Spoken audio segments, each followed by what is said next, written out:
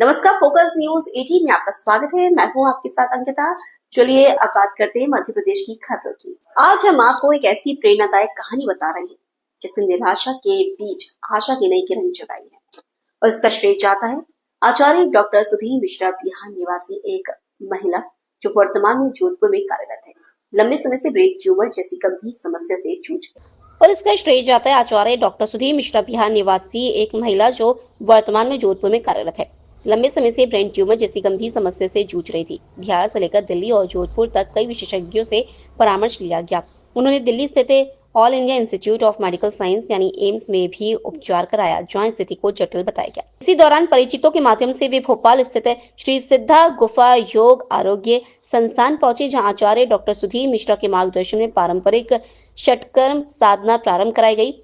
प्रारंभिक स्थिति: बोलना लगभग बंद, गले से आवाज नहीं निकलना, सिर पर अत्यधिक भारीपन, माथे पर सूजन, गहरी मानसिक निराशा।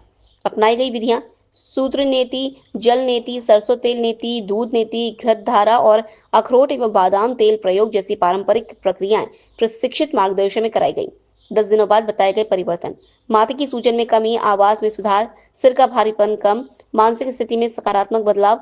संस्थान का कहना है कि यह परिवर्तन नियमित साधना, सकारात्मक ऊर्जा और ईश्वरीय कृपा से संभव हुआ है। ब्रेन ट्यूमर जैसे गंभीर रोगों में विशेषज्ञ चिकित्सीय परामर्श अनिवार्य है।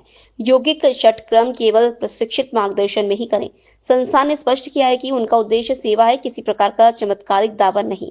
नाम बता दीजिए आपका। नीतू कुमारी। आप कहाँ से आएंगे और क्या परेशानी थी? बिहार से आए हैं, सीवान जिला। इनको ट्यूमर था, उसी वो अब ठीक हो गया, मतलब उतना ठीक नहीं हुआ है। क्या परेशानी थी? ट्यूमर रोकता भी है। हाँ। यहाँ पे आपको आराम मिला? हाँ मिला। कितने दिन के उपचार में आराम मिल गया माता जी को? कितने दिन में आराम मिला? 10 दिन। हम तो सर बिहार से आए हैं, सीवान जिला, ग्राम नवलपुर, पोस्ट चैनपुर। इलाज करवाने आए थे?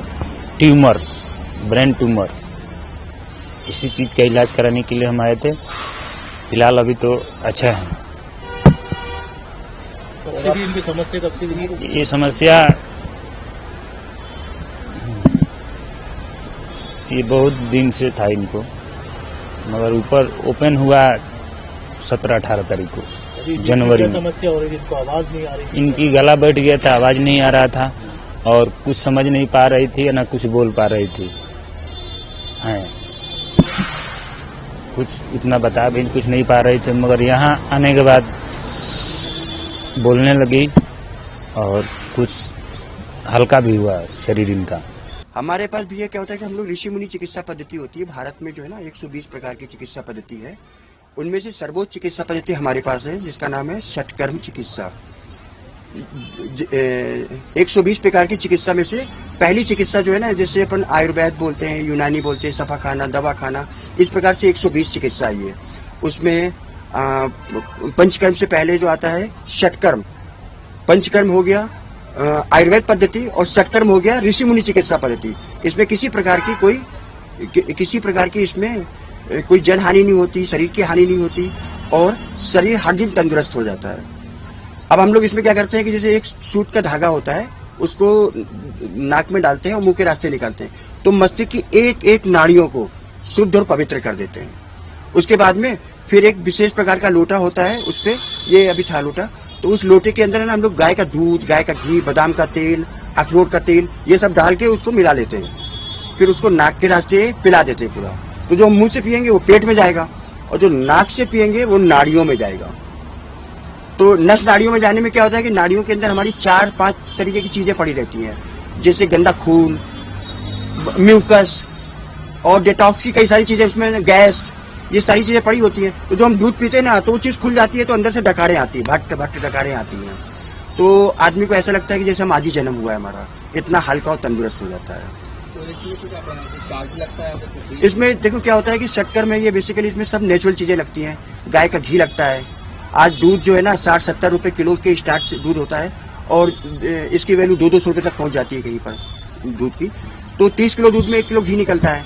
तो हमने इसका जैसे घी का चार्ज है तो हम लोग गौशाला से इकट्ठा कर लेते हैं और फिर उसको लाके हम अपने लोगों को देते हैं ताकि इसको लेके इस तरीके से आप करते रहो।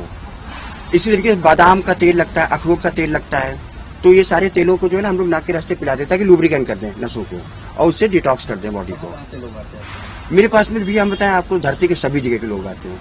अमेरिका है, पेरू है, भारत में ही तो हमें लगता है कोने कोने के लोग होंगे, यही बिहार से आए हुए हैं। तो और मैं हर दिन जो है ना कहीं व्यस्त हूँ। मतलब मैं रोज भोपाल पे नहीं हूँ, कहीं भोपाल हूँ तो कहीं विशाखापट्टनम हूँ, आंध्रा में हूँ, तमिलनाडु में हूँ, केरला में हूँ। और जिसको जो पता चल जाता है तो भाई जी वो उस तरीके से आ जाता है मेरे पास में। फोकस न्यूज 18 के लिए एनके मकरानी की रिपोर्ट।